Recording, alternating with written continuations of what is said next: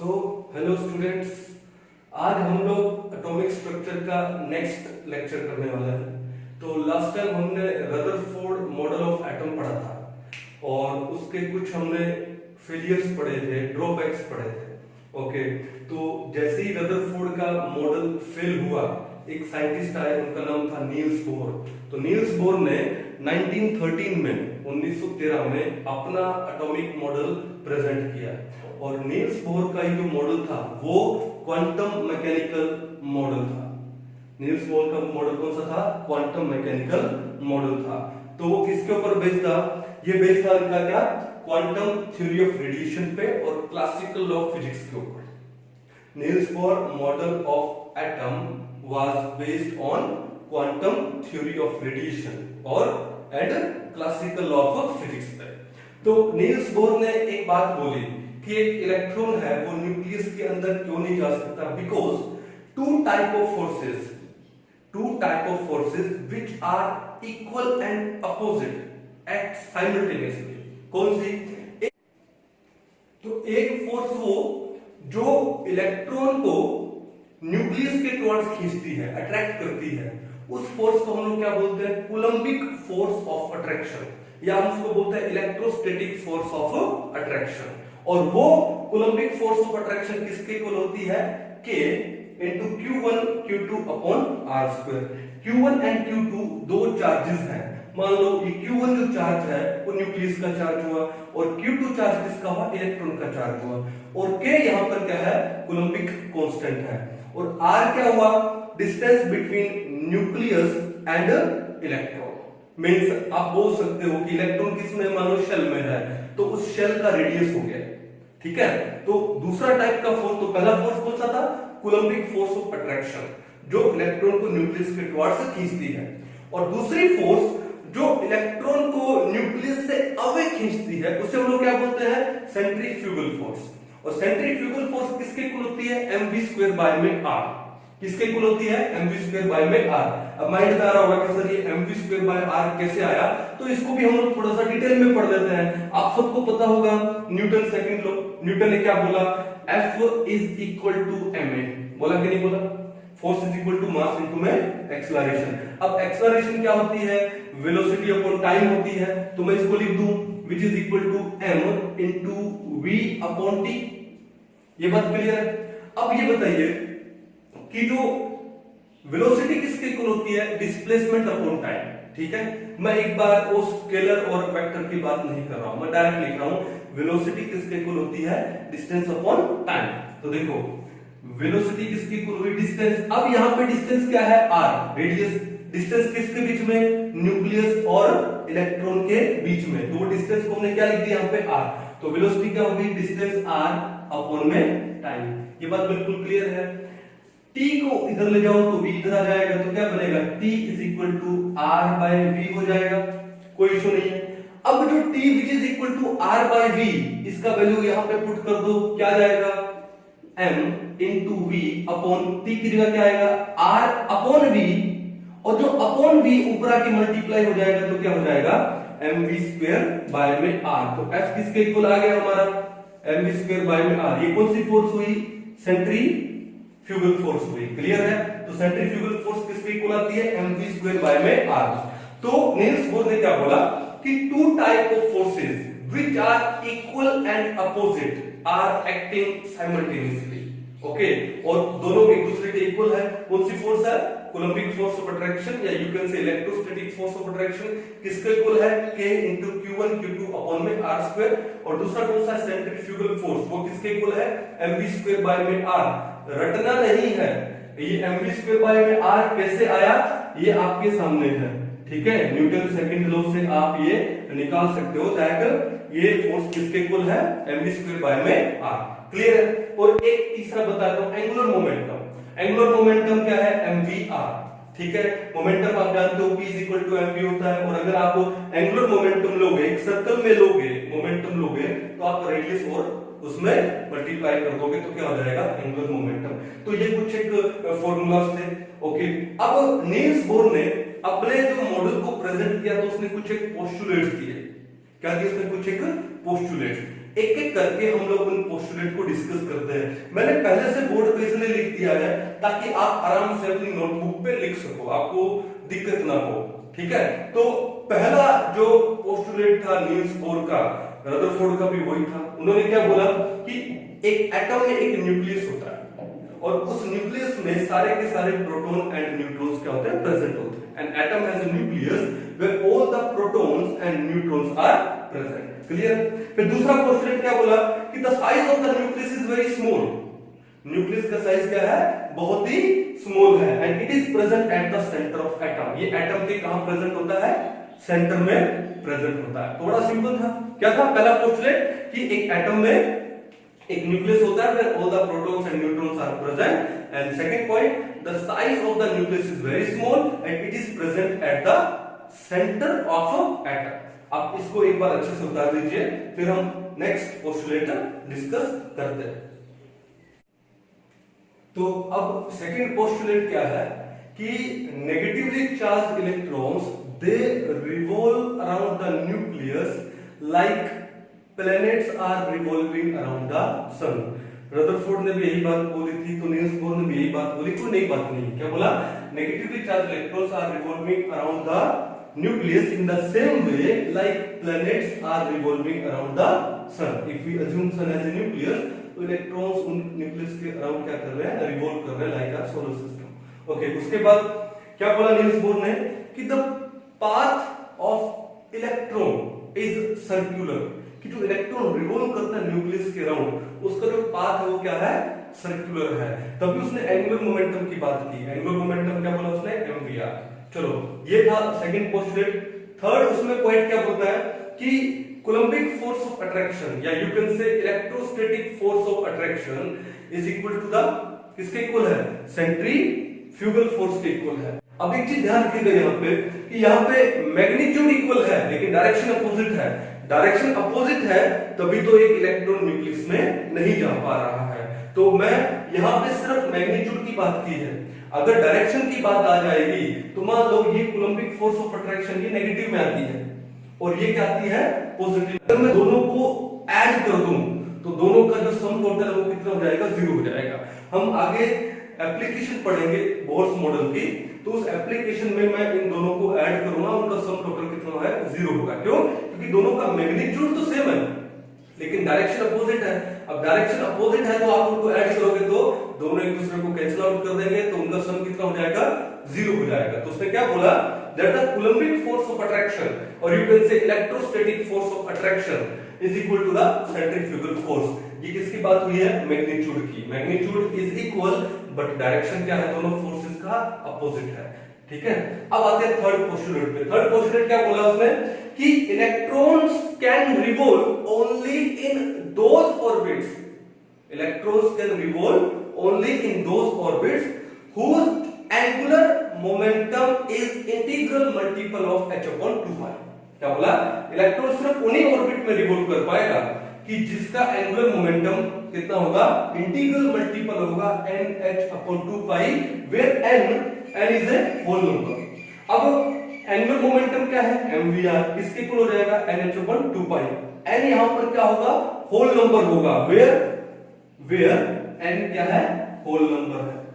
अब बात ये आती है कि ये होल नंबर क्यों है, ये नील्स बोर प्रूव नहीं कर पाया था। मैं बहुत जल्दी बोल रहा हूं ये बात, लेकिन ये नील्स बोर के वन ऑफ दी ड्रॉबैक्स में आगे आएगा कि why the angular momentum of an electron in an orbit is integral multiple of h/2π। Bohr ये प्रूव नहीं कर पाया था लेकिन उसने अपना पोस्टुलेट दिया था, तो एक बार हम लोग ये पोस्टुलेट पढ़ लेते हैं, उसके बाद आगे चलेंगे। ठीक है, तो क्या बोला उसने, electron can revolve only in those orbit whose angular momentum is integral multiple of h/2π, यानी mvr किसके इक्वल हो जाएगा, n/2π। अच्छे से याद कर लीजिए, आगे हम लोग कुछ न्यूमेरिकल्स भी करेंगे, तो एक उसमें पॉइंट याद रखिएगा, the angular momentum of an electron in an orbit is equal to n/2π। और ये बात किसने बोली है, नील्स बोर ने बोली है। क्लियर है बात है, क्यों होता है वो प्रूव नहीं कर पाया था। चलो नेक्स्ट पॉइंट क्या बोलता है कि एंगुलर मोमेंटम है वो उसी के ऊपर, ऊपर वाले के ऊपर, कि angular momentum can have such values जैसे h/2π pi into H upon 2 पाई एच अपॉन 2 पाई 4h अपॉन 2 एक्सेट्रा। क्यों? क्योंकि n का वैल्यू क्या लिया है, होल नंबर लिया है 1 2 3 4 5। n का वैल्यू फ्रैक्शन में नहीं हो सकता, तो देखो क्या लिखा है कि it can not have fractional values such as 1.5h upon 2 pi 1 upon 3h upon 2 pi या 1 upon 2h upon 2 pi 1 upon 1h upon 2 pi या 0.4h upon 2 pi 0.5h upon 2 pi। n का वैल्यू फ्रैक्शन में नहीं होगा। क्यों नहीं होगा? ये बात नील्स बोर प्रूव नहीं कर पाया था, उसने सिर्फ दिया था ये बात। ठीक है, तो ये पॉइंट हो गया। अब आगे चलते हैं कि उसने क्या बोला, the orbits in which electron can revolve are known as stationary orbits, कि जिन ऑर्बिट में इलेक्ट्रॉन रिवॉल्व करेगा अब उसको क्या बोलेंगे, स्टेशनरी ऑर्बिट बोलेंगे। क्लियर बात है। फिर नेक्स्ट पॉइंट उसने क्या बोला कि by the expiry of time, जब टाइम खत्म हो जाएगा, अगर इलेक्ट्रॉन एक पर्टिकुलर ऑर्बिट में है तो उस ऑर्बिट को हम लोग क्या बोलेंगे, उसकी ग्राउंड स्टेट बोलेंगे। देखो क्या बोला कि by the expiry of time if electron remains in the stationery state, उसी स्टेट में रहता है पर्टिकुलर में, that it does not lose energy। इसका मतलब उसने एनर्जी लूज नहीं किया। क्यों? क्योंकि वो तो वही स्टेट में है। तो such a state is known as the ground state of electron। Clear है कि by the expiry of time if electron remains in the stationary state it means it does not lose its energy and such a state is known as ground state of electron। ठीक है, तो ये उसका second और third postulate था। Okay, pose कर लीजिए और इसको अच्छे से उतार लीजिए।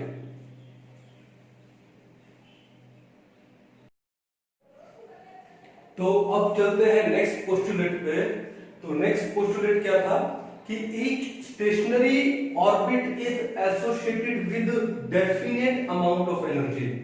कोई भी स्टेशनरी ऑर्बिट है, it is associated with some definite amount of energy and these orbits are called as energy levels। तो उन स्टेशनरी ऑर्बिट्स है उनको हम लोग क्या बोलते हैं, एनर्जी लेवल बोलते हैं। And these are numbered as 1 2 3 4 5 and so on। और उन ऑर्बिट्स को हम लोग क्या लिख सकते हैं, कैपिटल में K L M N O। अब K जो शेल है, जो एनर्जी लेवल है K, वो न्यूक्लियस के क्लोज है। उससे थोड़ा दूर जाएंगे तो कौन सा एनर्जी लेवल आएगा, L, फिर दूर जाएंगे तो M, और दूर जाएंगे तो N, then O and so on। तो क्या बोला, each stationary orbit is associated with some definite amount of energy and these orbits are known as energy levels and these are numbered as 1 2 3 4 5 और K L M N O etc। क्या बोला, from the nucleus outwards, यानी nucleus से दूर जाते हुए, nucleus के close K, थोड़ा सा दूर L, आगे M, then N and O and so on। Clear है, ये पोस्टुलेट था नेक्स्ट। अब उसके बाद आता है सिक्स्थ पोस्टुलेट पे। देखो ध्यान से, बड़ा इंपॉर्टेंट पॉइंट बोला कि the emission and absorption of energy in the form of radiation can only occur when electron jumps from one energy level to another energy level. तो क्या बोला, when electron jumps from one stationary state to another state. बात तो ये कि एक stationery state से दूसरे स्टेशनरी स्टेट में जब इलेक्ट्रॉन जंप करेगा तो या तो वो जो एनर्जी है इन द फॉर्म ऑफ रेडिएशन, या तो वो क्या करेगा, एमिट करेगा, या फिर वो क्या करेगा, एब्जॉर्ब करेगा। क्लियर बात है। ओके, अगला पॉइंट बोलो कि जब इलेक्ट्रॉन इनर से आउटर ऑर्बिट में जंप करता है, जब इनर से क्या करेगा, आउटर ऑर्बिट में जंप करेगा, तो एनर्जी को क्या करेगा, एब्जॉर्ब करेगा। एनर्जी को क्या करेगा, एब्जॉर्ब। तो इनर स्टेट को क्या बोल देंगे, ग्राउंड स्टेट बोल देंगे। और वो जो आउटर स्टेट है जिसमें इलेक्ट्रॉन गया है एनर्जी को एब्जॉर्ब करके, उसको हम बोलते हैं, उसकी क्या, एक्साइटेड स्टेट। क्या बोलते हैं उसको हम लोग, एक्साइटेड स्टेट। तो क्या बोला कि the absorption of energy takes place when an electron jumps from inner to outer orbit. और उसका उल्टा कर दो कि जब आउटर से इनर ऑर्बिट में आएगा तो एनर्जी को क्या करेगा, एमिट करेगा in the form of radiation. तो ये क्या बोलता है, देखो, energy is absorbed when electron jumps from inner to outer and it is emitted when electron moves from outer to inner orbit. तो एनर्जी एमिट या एब्सॉर्ब कैसे करेगा, in the form of radiation. Clear है। Next point देखो क्या बोलता है, क्या बोलता है कि when an electron moves from inner to outer orbit by absorbing definite amount of energy, the new state of electron is called as excited state. Discuss कर चुके हैं। उसके बाद नेक्स्ट पॉइंट क्या बोलो, ये अच्छा इंपॉर्टेंट पॉइंट है ये, कि अगर हम बोले first excited state, if electron is in the first excited state, इसका मतलब वो सेकंड ऑर्बिट में है। फर्स्ट एक्साइटेड यानी फर्स्ट एक्साइटेड में, तो देखो ग्राउंड स्टेट को हम लोग क्या मानेंगे, फर्स्ट ऑर्बिट मानता है, फर्स्ट ऑर्बिट ग्राउंड स्टेट है। उसके बाद तो न्यूक्लियस ही आ जाता है, और न्यूक्लियस में इलेक्ट्रॉन जाएगा नहीं, जैसे ये मान लो ये न्यूक्लियस है, अब इसमें तो इलेक्ट्रॉन होता नहीं, तो इलेक्ट्रॉन की ग्राउंड स्टेट मिनिमम क्या हो सकती है, फर्स्ट ऑर्बिट हो सकता है। अब हमने बोला फर्स्ट एक्साइटेड, फर्स्ट में तो था ही, कौन सा excited, first excited, first excited यानी किसमें आ गया, इसमें आ गया। तो इसका मतलब अगर इलेक्ट्रॉन हम बोले कि फर्स्ट एक्साइटेड स्टेट में है, तो कौन सा ऑर्बिट हुआ, कौन सा शेल हुआ, सेकंड हुआ। अगर हम बोलो सेकंड एक्साइटेड, तो ग्राउंड तो मिनिमम फर्स्ट है, सेकंड एक्साइटेड यानी फर्स्ट एक्साइटेड सेकंड एक्साइटेड, तो उसका ऑर्बिट कौन सा हो जाएगा, थर्ड ऑर्बिट हो जाएगा। कौन सा शेल हो जाएगा, थर्ड। यानी आपको जो भी एक्साइटेड स्टेट बोले आप उसमें एक ऐड कर दो। जैसे हमने बोला कि इलेक्ट्रॉन फिफ्थ एक्साइटेड में है, तो आप फिफ्थ में एक ऐड कर दो, कौन सा हो गया, सिक्स्थ, यानी वो सिक्स्थ ऑर्बिट में है। इलेक्ट्रॉन थर्ड एक्साइटेड में है, एक ऐड कर दो, यानी फोर्थ ऑर्बिट में है। तो एक उसका पोस्टुलेट ये था, अच्छे से उतार लीजिए। आगे दो तीन डेफिनेशन हम लोग डिस्कस करते हैं, और उसके बाद हम लोग डेरिवेशन पढ़ते हैं। अभी तक एक थ्योरेटिकल पार्ट था, ये बेसिक बात थी जो समझ में, जब हम लोग डेरिवेशन करेंगे उसमें न्यूमेरिकल पार्ट आएगा और बड़ा इंटरेस्टिंग पार्ट आएगा। तब तक आप इसको अच्छे से उतार लीजिए पॉज करके।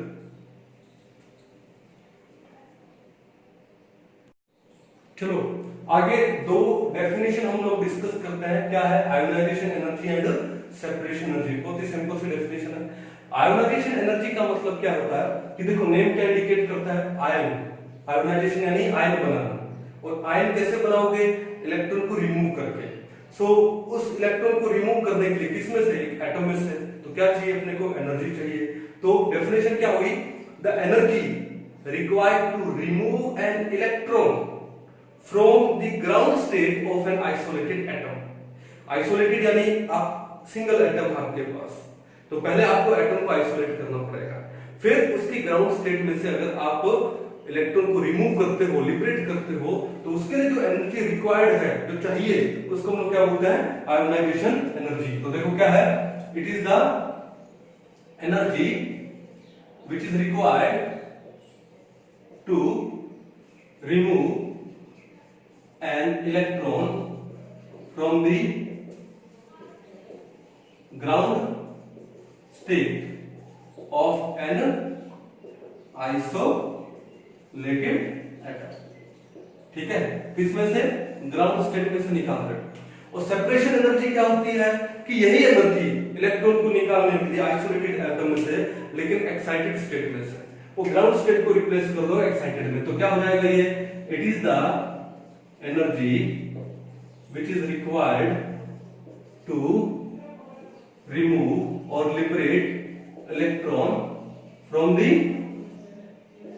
Excited state, from the excited state. Main बात ये है कि एक्साइटेड स्टेट में से एक आइसोलेटेड एटम है, उसकी एक्साइटेड स्टेट में से अगर आप इलेक्ट्रॉन को लिबरेट करते हो, रिमूव करते हो, उसके लिए जो एनर्जी चाहिए उसको हम लोग क्या बोलते हैं, उसको हम लोग क्या बोलते हैं, separation energy of an isolated atom. तो दो बेसिक सी डेफिनेशन थी, ठीक है, समझ लीजिए इसको अच्छे से। आगे आगे हम चलते हैं, क्या, एप्लीकेशन ऑफ बोर्स मॉडल, कि बोर्स मॉडल के हमारे पास एप्लीकेशन क्या थे। हमने अभी तो कुछ एक पोस्टुलेट डिस्कस किए, तो उसके बेस के ऊपर हम एक एटम में किसी एक शेल का या ऑर्बिट का रेडियस निकाल सकते हैं। तो पहला उसका एप्लीकेशन क्या हो गया, to find the radius of an orbit of a shell. दूसरा, हम किसी इलेक्ट्रॉन का एक पर्टिकुलर शेल में वेलोसिटी निकाल सकते हैं, तो to find the velocity of an electron in an orbit और इन ए शेल। फिर हम एक पर्टिकुलर ऑर्बिट का हम लोग एनर्जी निकाल सकते हैं, ठीक है ना, तो एनर्जी फाइंड आउट करेंगे। फ्रीक्वेंसी निकाल सकते हैं, टाइम पीरियड ऑफ रेवोल्यूशन निकाल सकते हैं इलेक्ट्रॉन का। तो ये 5 हमारे पास एप्लीकेशन है, एक एक करके हम लोग इनको डिस्कस करते हैं। तब तक ये उतार लीजिए आप लोग। तो चलिए अभी हम लोग डिस्कस करते हैं एप्लीकेशंस ऑफ बोहर्स मॉडल। ठीक है, क्या लिख रहे हैं हम लोग? Applications of Bohr's model of an atom. बड़ी इंपॉर्टेंट है, अच्छे से समझिए, बहुत काम आएगा आगे। तो सबसे पहले क्या आपके पास रेडियस ऑफ वेरियस शेल्स और यू कैन से ऑर्बिट। ठीक है, वेरियस शेल का रेडियस या फिर आप वेरियस शेल या ऑर्बिट का आप रेडियस निकाल सकते हो। तो कैसे निकालेंगे? तो बोहर ने अपने पोस्टुलेट में एक बात बोली थी, that coulombic force of attraction, you can say electrostatic force of attraction is equal to the centrifugal force. दोनों का मैग्नीट्यूड सेम होता है, लेकिन दोनों का सम टोटल कितना होता है?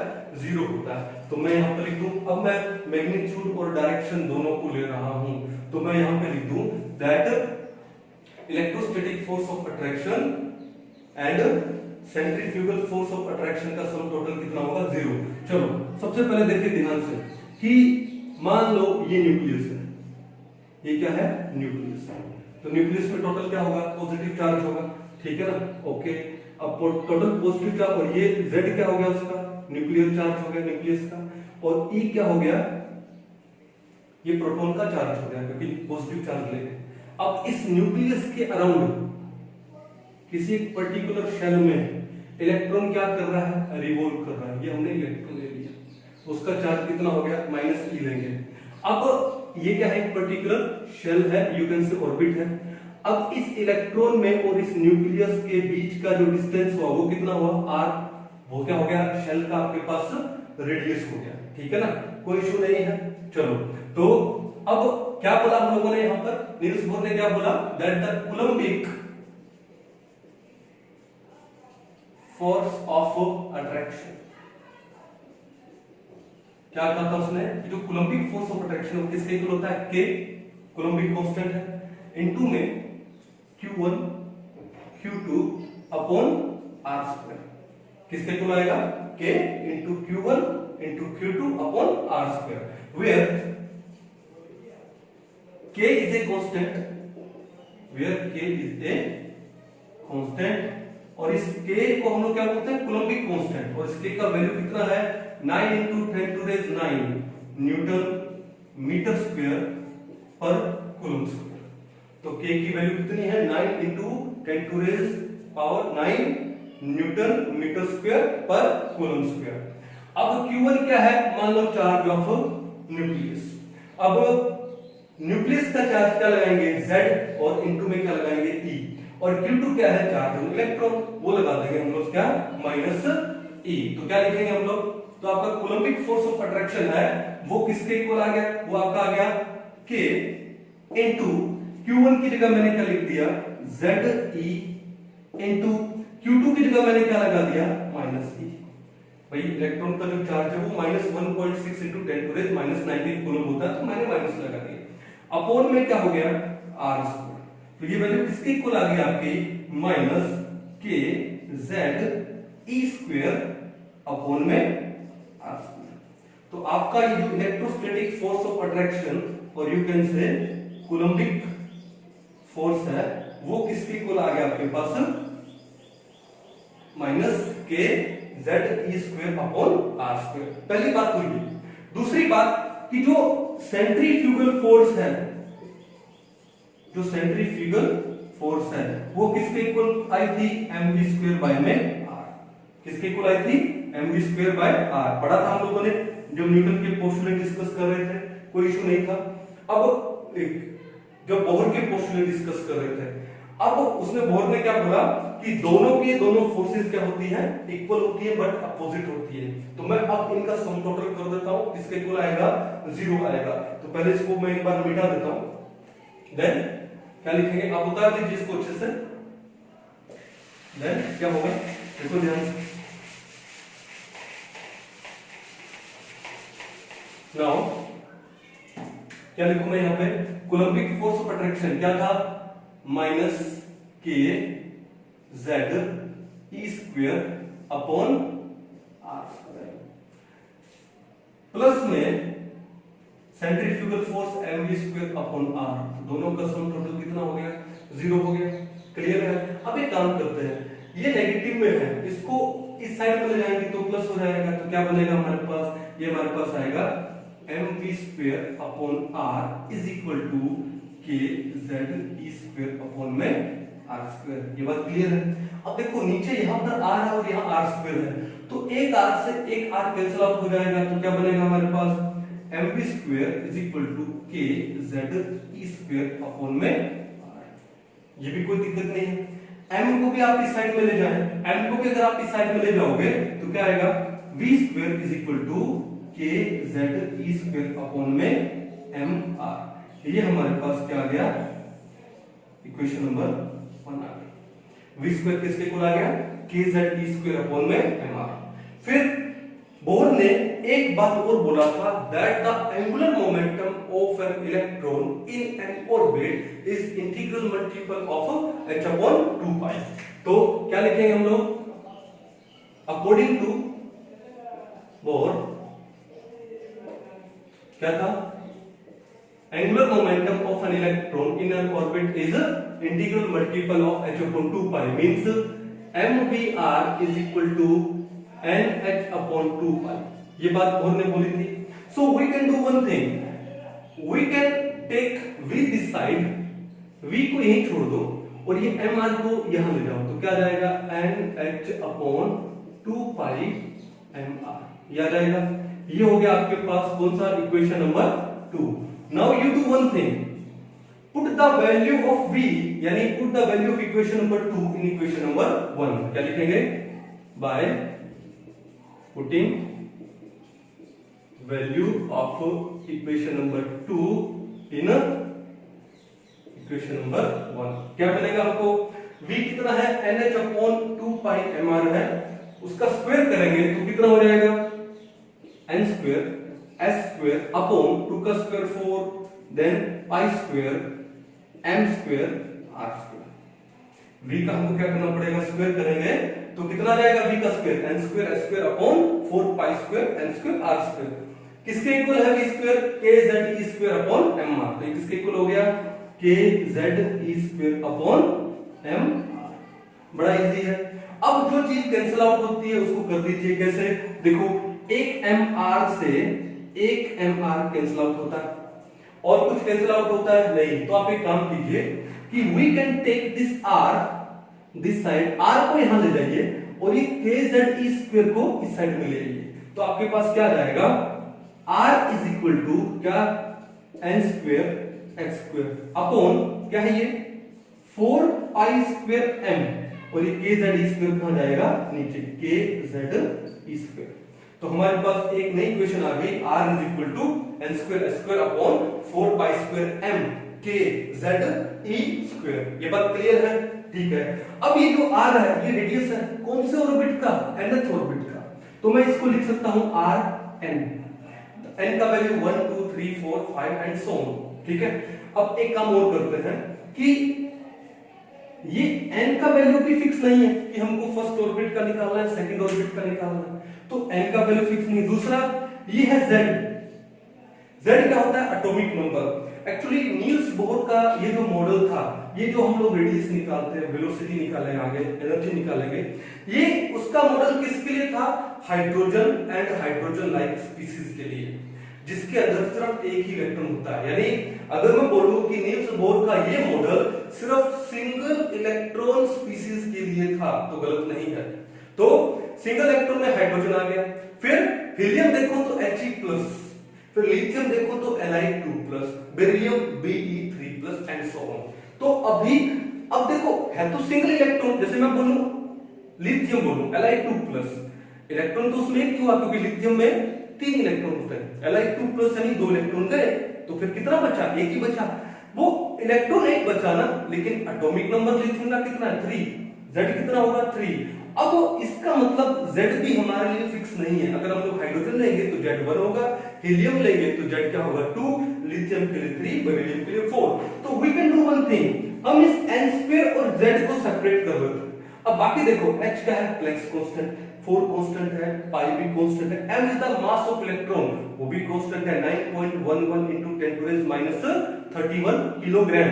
फिर k खुद ही कांस्टेंट था, कौन सा? Coulombic constant 9 into 10 to raise power 9 newton metre square पर कूलम्ब स्क्वायर। और ये क्या है?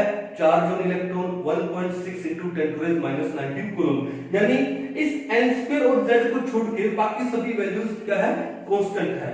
उन सभी वैल्यूज को हम लोग पुट कर देते हैं by putting the value of h, pi, m, k and e। हमको मिलेगा क्या? हमको मिलेगा that rn is equal to कितना आएगा? रेडियस है 0.529 into 10 to raise minus 8, फिर into क्या बचा? n स्क्वायर अपॉन में z, और ये वैल्यू हमारे पास आ जाती है किसमें? सेंटीमीटर में। किसमें आ जाती है? सेंटीमीटर में। अब हमको पता है कि 10 to raise minus 8 सेंटीमीटर या फिर 10 to raise minus 10 मीटर क्या हो जाता है? 1 एंगस्ट्रॉम हो जाता है। तो 10 to raise minus 8 सेंटीमीटर की जगह मैं क्या लिख दूं? 1 एंगस्ट्रॉम लिख दूं। तो हमारे पास ये जो Rn है वो कितना जाएगा? 0.529 into n square upon z angstrom. ये हमारे पास रेडियस आ जाएगा किसका? nth ऑर्बिट का। किसका रेडियस आ जाएगा? nth ऑर्बिट का। अच्छे से इसको समझ लीजिए, बड़ा इजी कॉन्सेप्ट है, कोई रटने की जरूरत नहीं है, आराम से समझ के इसको कीजिए। अब देखो आपके पास एक क्वेश्चन आ जाएगा। आपके पास एक क्वेश्चन क्या है? देखो ध्यान से, क्वेश्चन ये है, what is the radius of third orbit of Li plus 2 ion. Lithium plus 2 ion है, उसके थर्ड ऑर्बिट का आपको रेडियस निकालना है। ठीक है, तो पहले तो आप देखो सिंगल इलेक्ट्रॉन स्पीशीज है कि नहीं? बिल्कुल है। लिथियम प्लस 2 में कितना इलेक्ट्रॉन होगा? 1। तो ये फॉर्मूला पुटअप हो जाएगा। तो इसका सॉल्यूशन क्या होगा? आपको फॉर्मूला तो मालूम है, क्या फॉर्मूला होता है? Rn is equal to 0.529 into n square by z angstrom. अब देखो उसने बोला थर्ड ऑर्बिट, हियर n का वैल्यू कितना बोला उसने? 3, और z देखो सिंगल इलेक्ट्रॉन तो है, लेकिन z क्या होता है? Atomic number, and atomic number is number of proton. तो लिथियम का एटॉमिक नंबर क्या होगा? 3 होगा। तो आपको 3 ही लगाना पड़ेगा। तो z का वैल्यू यहां पर क्या हो गया? 3। तो आपके पास जो Rn की जगह लगा दो 3, R3 कितना हो जाएगा? 0.529 into n स्क्वायर, यानी 3 का स्क्वायर अपॉन z कितना है? 3। इसमें आएगा ये एंगस्ट्रॉम। 0.529 into 3 स्क्वायर कितना होता है? 9। 9 by 3 कितना आता है? 3। अब इसको 3 से आप मल्टीप्लाई कर दीजिए, कितना आएगा? 9 3 जा 27, 2 3 2 जा 6 और 2 8, 5 3 जा 15, तो ये आ जाएगा 1.587 एंगस्ट्रॉम। R3 कितना जाएगा? 1.587 एंगस्ट्रॉम। बड़ा ही सिंपल क्वेश्चन है। उसके अलावा आपके पास ऐसे भी क्वेश्चन आ सकते हैं कि what will be the radius ratio of third orbit of Li plus 2 ion and second orbit of hydrogen atom। तो आपको कुछ नहीं करना है, आपको सिंपल फॉर्मूला लगाओ, रेशियो निकालो, इजीली आपका आंसर आ जाएगा। तो ये था आपका किसका? रेडियस ऑफ वेरियस शेल और ऑर्बिट निकालने का मेथड, डेरिवेशन।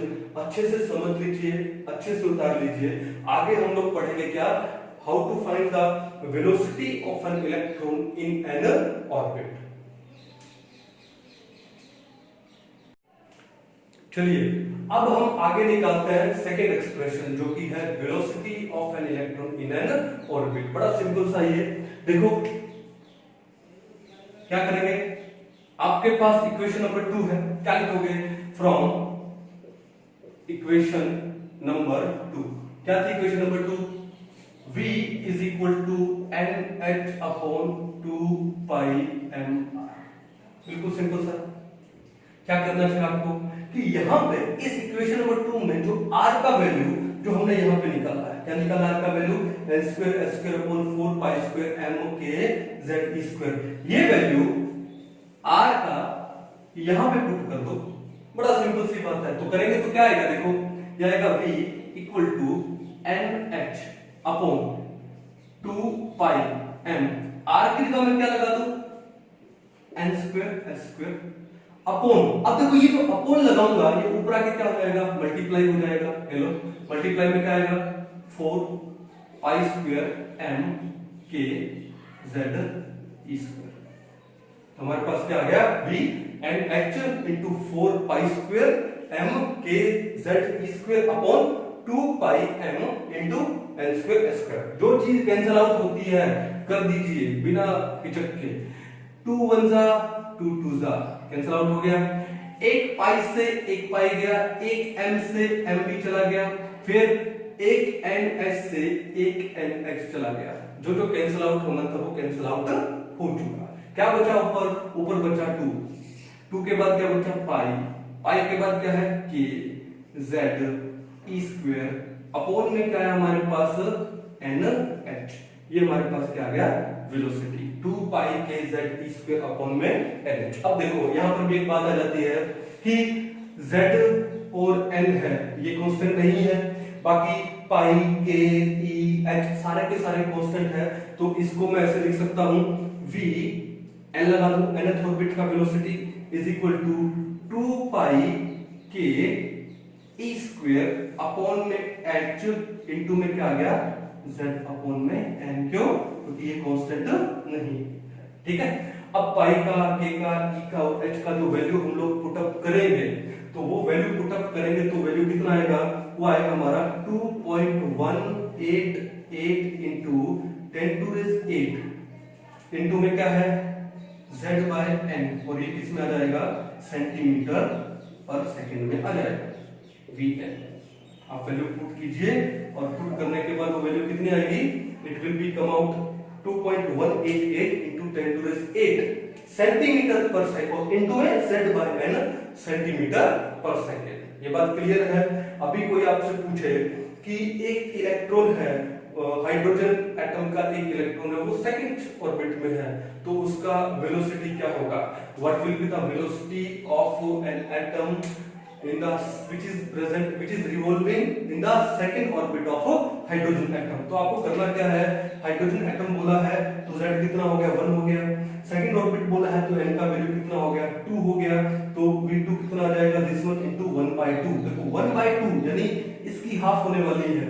तो एक चीज तो हमको पता लग गई कि जैसे जैसे n का वैल्यू बढ़ने वाला है, देखो n डिनोमिनेटर में है, जैसे जैसे n का वैल्यू बढ़ने वाला है इट मींस जैसे जैसे एक इलेक्ट्रॉन न्यूक्लियस से अवे जाएगा तो डिनोमिनेटर में है तो ये वैल्यू क्या आएगी कम आएगी, तो वैसे वैसे वेलोसिटी इलेक्ट्रॉन की क्या हो जाती है कम हो जाती है। इसका मतलब कि when an electron moves away from the nucleus its velocity decreases, और जैसे वो न्यूक्लियस के क्लोज आता है n का वैल्यू कम हो जाएगा और ये वैल्यू बढ़ जाएगा तो उसका वेलोसिटी इलेक्ट्रॉन का बढ़ जाएगा। तो ये बड़ा इंटरेस्टिंग था। तो मैं यहां से एक चीज लिख सकता हूं कि अगर मैंने एटम भी जैसे मान लो हाइड्रोजन एटम ही ले लिया तो z क्या हो गया कांस्टेंट हो गया, तो n का वैल्यू चेंज हो सकता है फर्स्ट सेकंड थर्ड फोर्थ। तो एक चीज पता लग गया that v is inversely proportional to n, यानी जैसे जैसे n बढ़ेगा जैसे जैसे इलेक्ट्रॉन है न्यूक्लियस से अवे जाएगा वैसे वैसे वेलोसिटी उसकी क्या हो जाएगी कम हो जाएगी।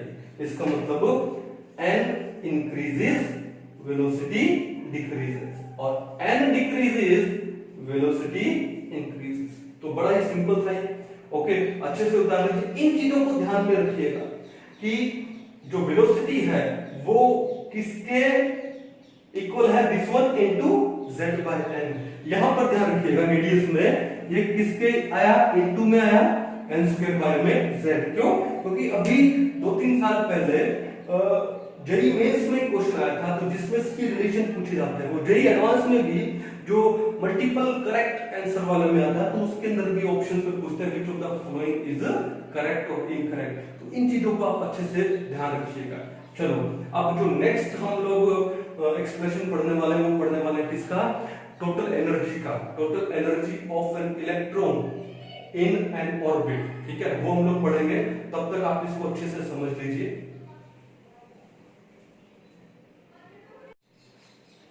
चलो अभी हम लोग नेक्स्ट डेरिवेशन पढ़ते हैं, कौन सा, energy of an electron in an orbit.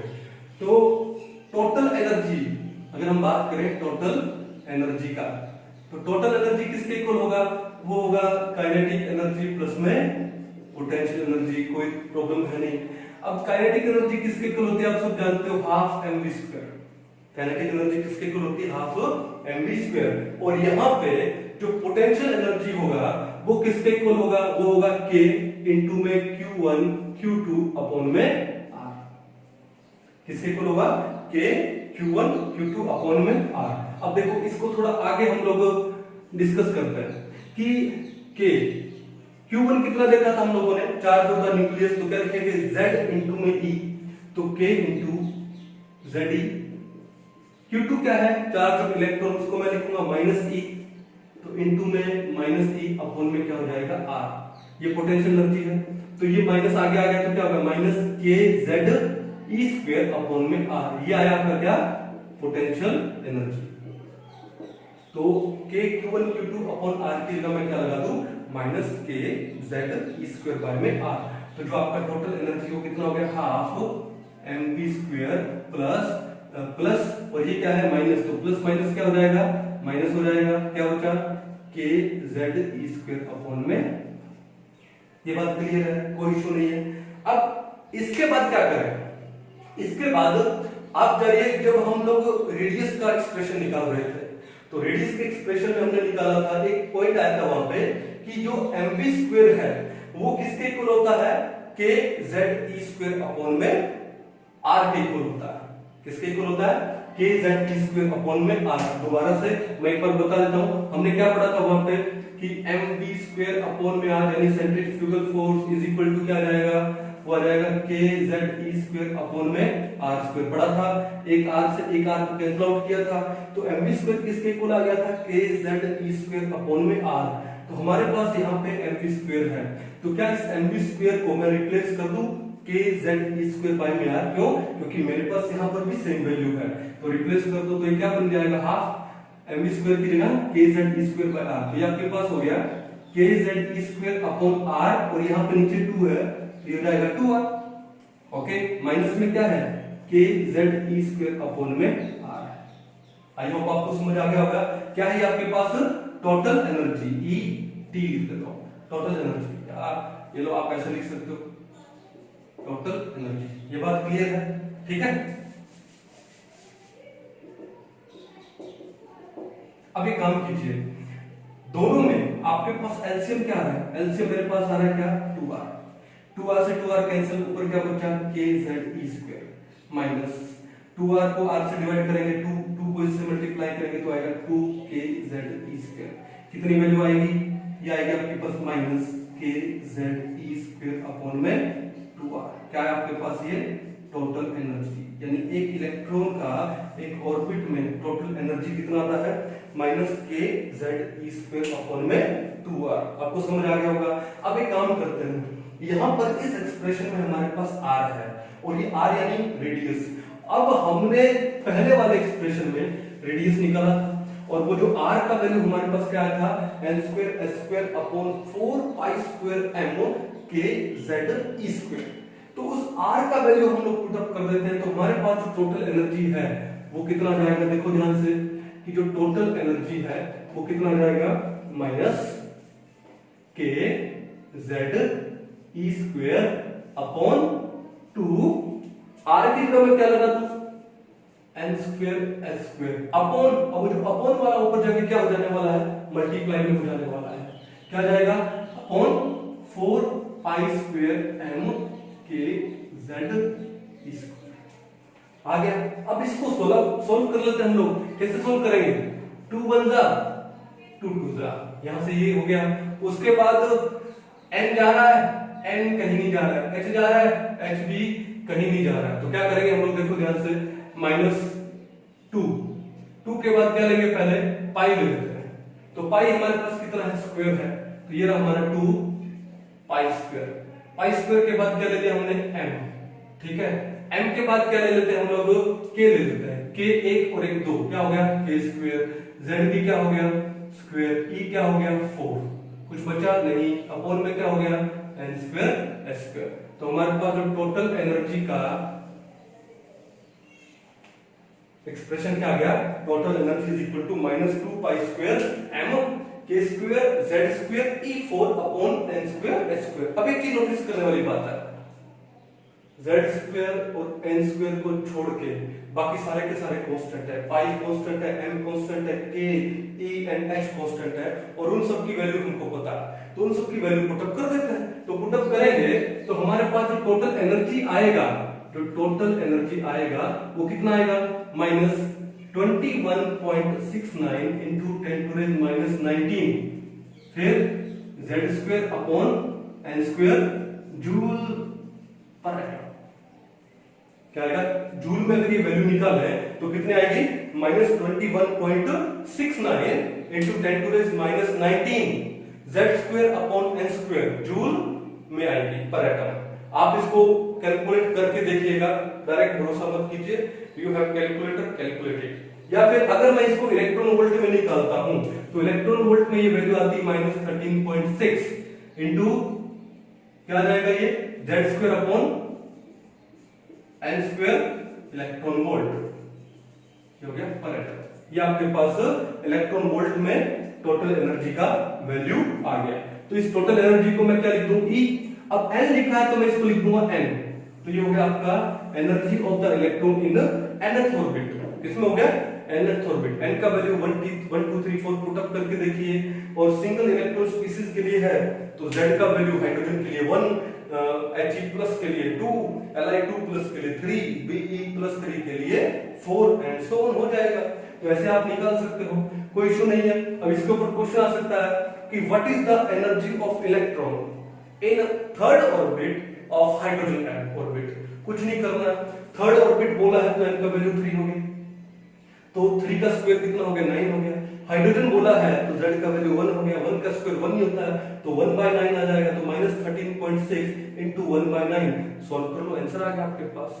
अब एक बड़ा ही मजेदार क्वेश्चन कि एक इलेक्ट्रॉन का मैक्सिमम एनर्जी कितना हो सकता है, बड़ा इंपॉर्टेंट क्वेश्चन है। क्या, what would be the maximum energy of an electron, कितना हो सकता है। थोड़ी देर आप सोच के देखिए कि एक इलेक्ट्रॉन का ज्यादा से ज्यादा एनर्जी कितना हो सकता है, दिमाग लगाइए आप लोग, ठीक है। तो सोचा होगा आप लोगों ने, पोज कर लो, इसको सोचो अच्छे से, कैलकुलेट करके देखो। चलिए मैं बताता हूं। अब ज्यादा से ज्यादा एनर्जी का मतलब, अगर हम एक इलेक्ट्रॉन को न्यूक्लियस से इनफाइनाइट डिस्टेंस पे ले लें, क्यों, देखो n का वैल्यू जितना कम होने का मतलब क्या है, न्यूक्लियस के क्लोज है, ये जितना क्लोज होगा तो एनर्जी नेगेटिव में आएगी, ठीक है ना। लेकिन क्लोज है तो नेगेटिव में आएगी, और उसको अगर पॉजिटिव ले जाना है तो n का वैल्यू क्या करना पड़ेगा, बढ़ाना पड़ेगा, एक इलेक्ट्रॉन को न्यूक्लियस से अवे ले जाना पड़ेगा। हम एक इलेक्ट्रॉन को मैक्सिमम कितना अवे ले जा सकते हैं, इनफाइनाइट डिस्टेंस। अगर मैं एक इलेक्ट्रॉन को इनफाइनाइट डिस्टेंस पे ले जाऊं, ठीक है, तो eight infinite distance from the nucleus, ठीक है, n का वैल्यू कितना हो गया, इनफाइनाइट हो गया। तो तुम्हारा जो E एट इनफाइनाइट डिस्टेंस कितना आएगा, माइनस 13.6 इंटू z स्क्वायर, कुछ भी ले लो, और n क्या है, इनफाइनाइट का स्क्वायर, सब इनफाइनाइट का square infinite, something bye infinite कितना होता है, 0। तो तुम्हारे पास जो E इनफाइनाइट है कितना आ जाएगा, 0। इट मींस एक इलेक्ट्रॉन का मैक्सिमम एनर्जी कितना हो सकता है, 0 हो सकता है। वो कहां पर होगा, इनफाइनाइट पे होगा। एक इलेक्ट्रॉन का मैक्सिमम एनर्जी कितना हो सकता है, 0, और वो भी कहां पे, इनफाइनाइट पे। बड़ा ही इंटरेस्टिंग है, बड़ा ही इंपॉर्टेंट है।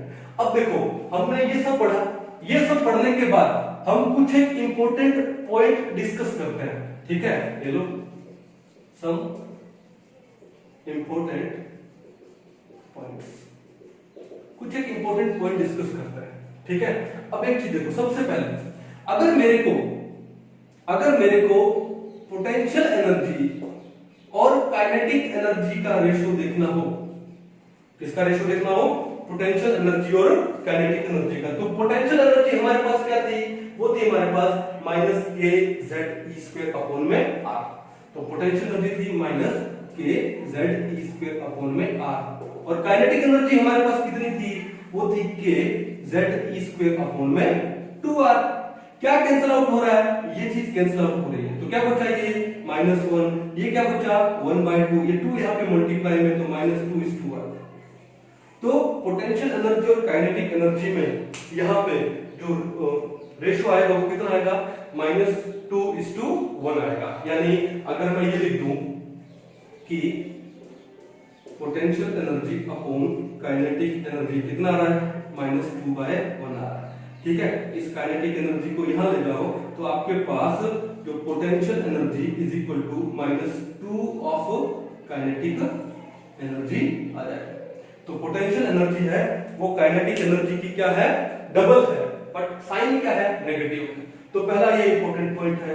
ओके, उसके बाद दूसरे पॉइंट पे आते हैं कि अगर हमको काइनेटिक एनर्जी में और टोटल एनर्जी में रेशो लेना हो तो काइनेटिक एनर्जी किसके इक्वल है, वो है kZe² अपॉन में 2r। तो ये लिख दिया हमने kZe² अपॉन में 2r।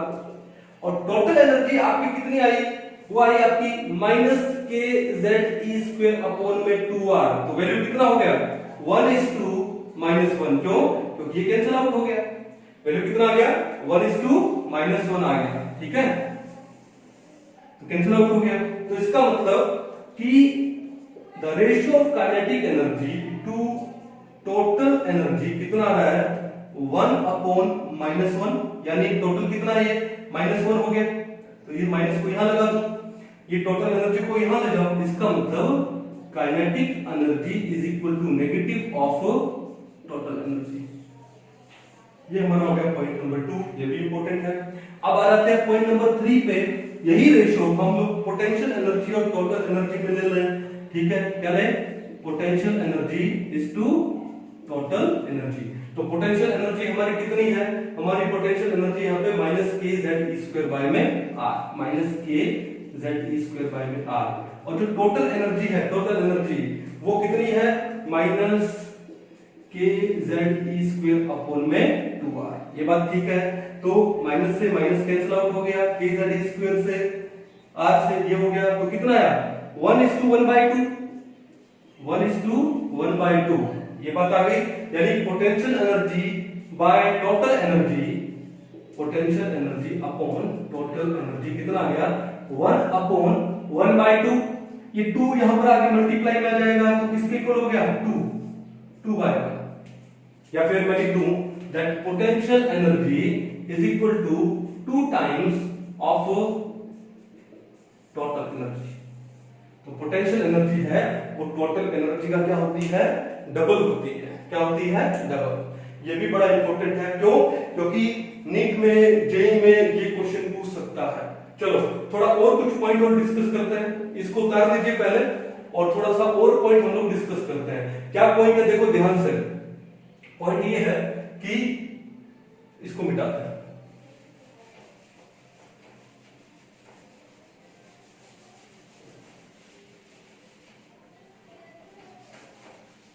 देखो ध्यान से, हमारे पास जो काइनेटिक एनर्जी थी वो किसके इक्वल आई, kZe² में 2r। सब मोर इंपोर्टेंट पॉइंट्स, काइनेटिक एनर्जी हमारे पास आई kZe² अपॉन में 2r। ये बात क्लियर। अगर हमने एक पर्टिकुलर एटम ले लिया, उस पर्टिकुलर एटम के लिए आपका Z क्या हो गया, कांस्टेंट हो गया। जैसे मान लो मैंने हाइड्रोजन एटम ले लिया, तो Z यानी एटॉमिक नंबर 1 कांस्टेंट हो गया। K वैसे ही कांस्टेंट है, E भी कांस्टेंट है, 2 भी कांस्टेंट है। तो इसका मतलब जो काइनेटिक एनर्जी है वो इनवर्सली प्रोपोर्शनल है किसके, रेडियस के। किसके, रेडियस। रेडियस बढ़ेगा, एक शेल का रेडियस बढ़ने का मतलब क्या है कि हम न्यूक्लियस से दूर जा रहे हैं। जैसे जैसे रेडियस बढ़ेगा वैसे वैसे काइनेटिक एनर्जी घटेगी। इसका मतलब if R increases then kinetic energy decreases and vice versa. R decreases, kinetic energy increases. इसका मतलब रेडियस बढ़ना, अगर एक इलेक्ट्रॉन न्यूक्लियस से दूर जाता है, रेडियस बढ़ने का मतलब an electron is moving away from the nucleus, तो उसका काइनेटिक एनर्जी धीरे कम हो जाता है, डिक्रीजेस। तो एक तो पॉइंट ये था। दूसरा पॉइंट देखो ध्यान से कि अगर हम लोग बोले पोटेंशियल एनर्जी के बारे में, तो पोटेंशियल एनर्जी किसके इक्वल है, पोटेंशियल एनर्जी इक्वल है क्या, -kZe² में बाय में आर इसके इक्वल है। ये बात क्लियर है। एक पर्टिकुलर एटम के लिए Z कांस्टेंट हुआ तो Kb कांस्टेंट, Eb कांस्टेंट, तो आपका जो पोटेंशियल एनर्जी है वो क्या है, inversely proportional to negative of r. ये बात क्लियर है। अब अगर मैं इस नेगेटिव को छुपो लेता तो इसका मतलब क्या है कि if r increases potential energy decreases. लेकिन अगर नेगेटिव ले लेता हूं इसका मतलब क्या है, इसका मतलब ये है कि if r increases means potential energy also increases, means if R decreases potential energy decreases। R increase होने का मतलब एक इलेक्ट्रॉन न्यूक्लियस से अवे जा रहा है, जैसे जैसे एक इलेक्ट्रॉन न्यूक्लियस से अवे जाएगा तो पोटेंशियल एनर्जी बढ़ेगी, और इलेक्ट्रॉन न्यूक्लियस के क्लोज आएगा तो पोटेंशियल एनर्जी घटेगी। ये बात क्लियर है। चलो अब आ जाते हैं हम लोग किसके ऊपर, नंबर थर्ड, टोटल एनर्जी पे। तो टोटल एनर्जी हमारी किसके इक्वल आई, माइनस के जेड स्क्वायर अपॉन में 2r। ये ना टोटल एनर्जी का कॉन्सेप्ट। अब देखो यहां पर तो टोटल एनर्जी किसके inversely proportional I, minus of r। तो इसका भी सेम कॉन्सेप्ट वही हो गया पोटेंशियल एनर्जी का। इसका मतलब कि if r increases, if r increases then total energy also increases, और if r decreases then total energy also decreases। r increase होने का मतलब if an electron goes away from the nucleus total energy बढ़ेगा। Negative से कितना होता जाएगा धीरे धीरे पॉजिटिव, और मैक्सिमम कितना हो जाएगा, जीरो। कहां पर, इनफाइनाइट डिस्टेंस पे। तो ये भी बड़े इंपॉर्टेंट पॉइंट्स है, एग्जाम में पूछता है। ये पॉइंट्स अच्छे से पढ़ लीजिए। उसके अलावा न्यूमेरिकल्स है इस एक्सप्रेशन के ऊपर, वो आप अच्छे से करके देखिए, आपकी बुक में आपको मिलेंगे। ठीक है, इसके आगे वाले एक्सप्रेशन हम लोग नेक्स्ट लेक्चर में डिस्कस करेंगे। तो आज के लिए थैंक यू सो मच।